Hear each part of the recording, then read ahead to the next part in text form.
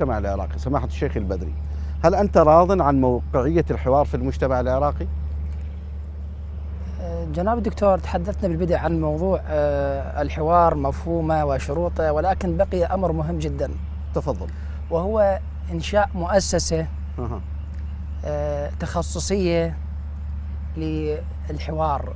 هذه المؤسسة مشتركة. نعم.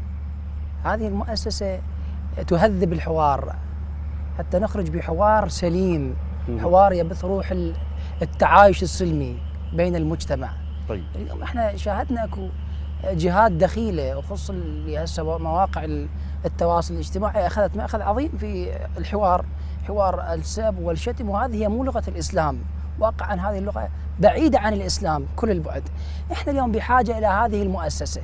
هذه المؤسسه تخصصيه، مؤسسه مشتركه بين كل الطوائف الاسلاميه او المكونات الاقليات، بحاجه ان نخرج بحوار سليم، حوار يهدف الى الحب والوئام بين طوائف المجتمع وبين طوائف المجتمع العراقي، حتى نبتعد عن هذه الافكار الدخيله. يعني اقرب شاهد الارهاب الفكري، الارهاب الداعشي هو ارهاب فكري بالبدء، عقيده جاءت بهذه. هاي لو عندنا احنا مؤسسه، طيب. مؤسسه مسبقه، نعم. احنا قضينا على هذه. ما صار هذا ليش انطينا دماء وانطينا تضحيات بالبدء؟